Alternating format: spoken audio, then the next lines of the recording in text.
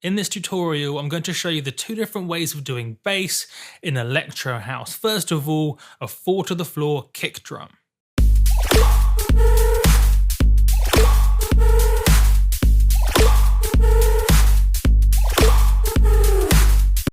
When following this approach, all the bass energy comes from the kick drum and absolutely nothing else. There's no additional bass line, no additional bass coming in from the synth layers, nothing like that. It all comes from the kick.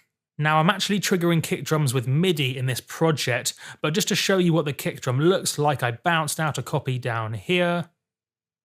In fact, I can probably normalize it nice and easily. Like so. So yeah, in terms of what the kick drum looks like, it's something like this.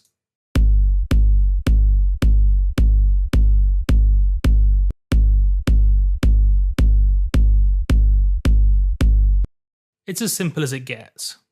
And in this example, the other approach is used, where you have a separate bass line providing most of the bass energy.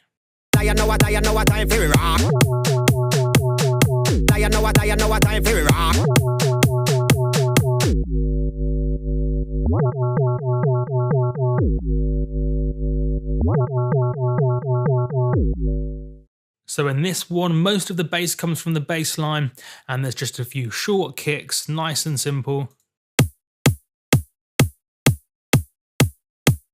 That punch and then get out of the way for the bass line. Now, in general, when you're following this strategy and you have a separate bass line, you want your kick drums to be nice and short, so they get in and then get out. They punch you and then get out of the way. If you try to have this bass line with the kicks from the previous example, the tail of the kick drum would interfere with the bass and it would be a rumbly, muddy, horrible bunch of awfulness. It wouldn't sound good. And that's because bass frequencies just don't stack up at all. You get this weird, phasey, rumbly mess and it just doesn't work.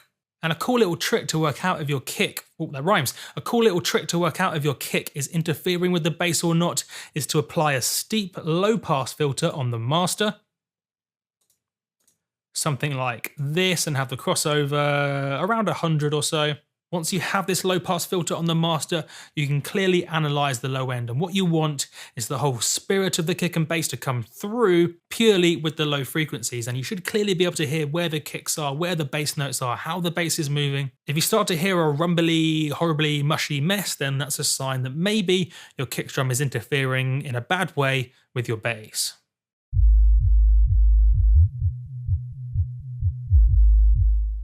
In fact, because this bass line has a few bass notes pretty high up, I'm going to move the cutoff higher than normal, up to around 200, like so.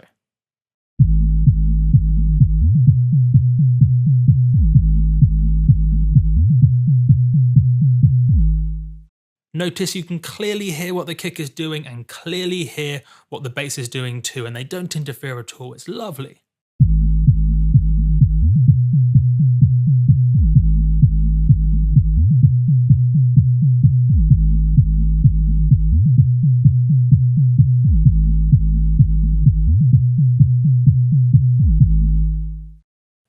And finally, this example uses an approach that sits somewhere in between the two. It's like the best of both worlds almost. Effectively, the bass line is made up of kick drums, and by far the most popular example of a track that's out in the world right now using this approach is a track called VIPs from Skrillex and Must Die. It's a fantastic track, one of my favorites, and it uses this exact same concept of making a bass line from a kick drum. Check it out.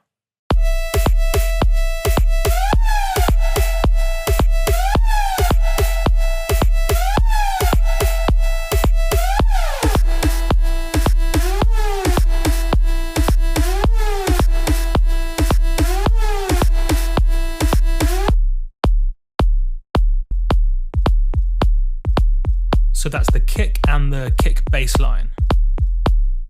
I've just called it kick 1 and kick 2. See how they're layered up? Kick 1 is almost like your main kick on each beat. And then kick 2 is almost like a bass line.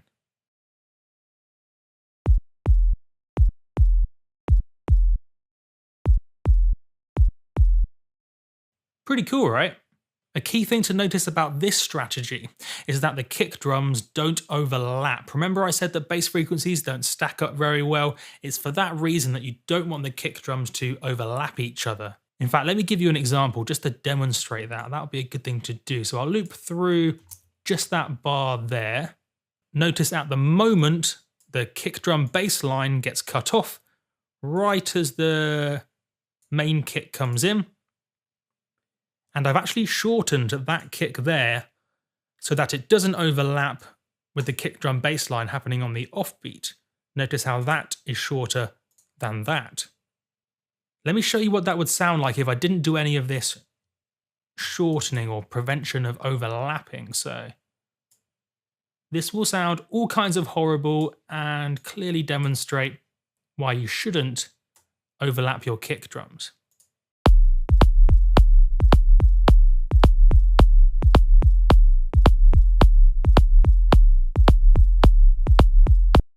Do you hear that weird, phasey, rumbly sort of mess when the kick drums are overlapping?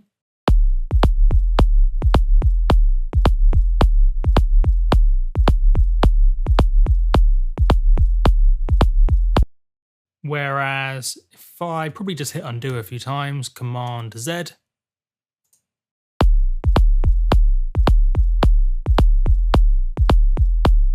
much cleaner. And there you have it, the different approaches to bass in Electro House and a few little sound design mixing details to be aware of too.